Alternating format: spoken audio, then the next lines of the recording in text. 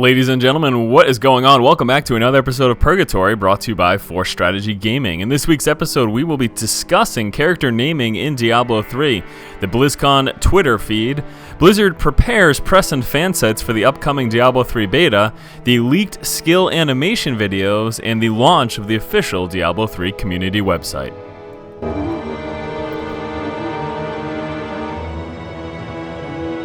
It looks like character naming in Diablo 3 will work much like it does in StarCraft 2, specifically meaning it will be a non-unique naming system.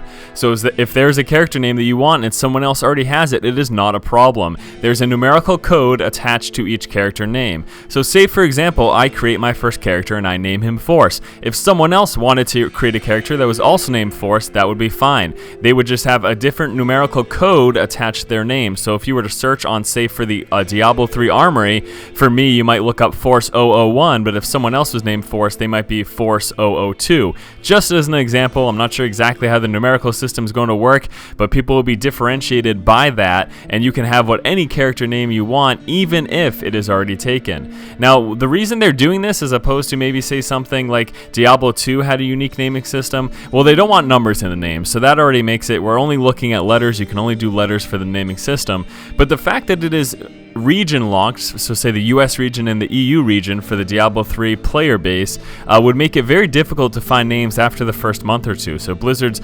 reason for doing what they're doing right now is partially because of that, because very shortly, within a short amount of time, most of the desired names would be taken, and since we can't throw numbers in our names, then it's going to make it very difficult for people to come up with names. So they just decided at the moment they're going to be looking at a non-unique naming system. Now let me know if you guys like that, if this is something that you're happy with, or you're a little frustrated that you can't have a single unique name that no one else in the game will be having.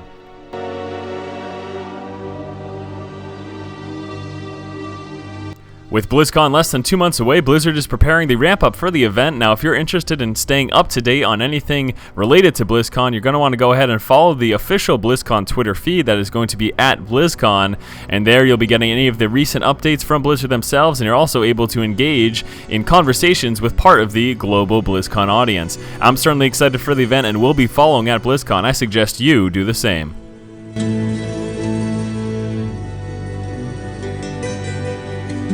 Blizzard has begun its preparations for the upcoming Diablo 3 beta. Specifically, they have prepared press and fan sites for the upcoming event. So any of the large press sites, as well as fan sites like Diablo fans, and myself included, have begun the preparations for the upcoming beta. Now, what does this mean? Well, essentially, late last week, Blizzard got in touch with me and informed me that they're getting my account ready so that as soon as the beta starts, we'll be there at the forefront. So day one, second the beta begins, I'll be in it. I'll be able to start pumping out footage.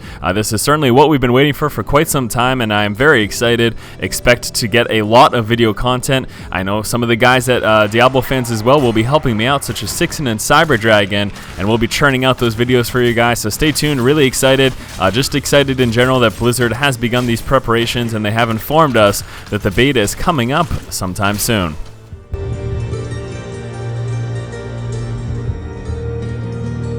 There were some skill animation videos leaked last week. Now, we have yet to find the official source of these.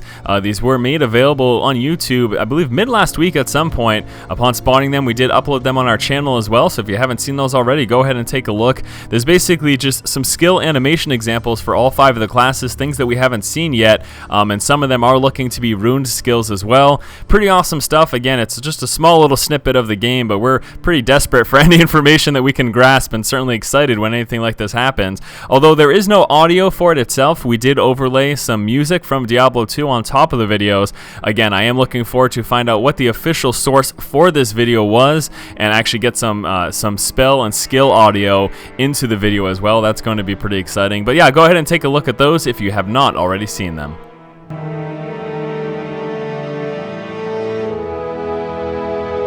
And lastly, if you do not already know, the Diablo 3 community site was launched last week. Very, very exciting stuff. There are the new official Diablo 3 forums there, and also just a whole bunch of other stuff. The homepage with recent updates from Blizzard, the game section, which will be giving you a breakdown. It's considered the game guide of various parts of the game, such as the classes, items, artisans, followers, etc.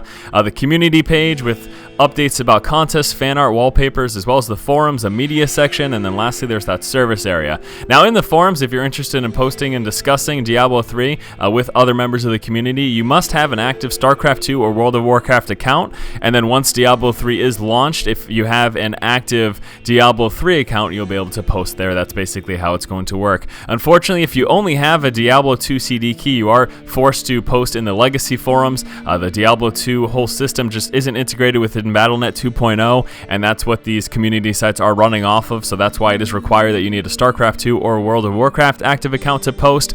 But again, keep in mind, if you are just a Diablo fan, once the game is released and you have an active account, then you will be able to post. But either way, the community site being up is again another exciting thing, and basically a good example of the fact that we're still working our way towards the upcoming beta and release. So all very exciting stuff, and that's pretty much going to do it for this episode of Purgatory. As always, guys, I thank you so much for listening.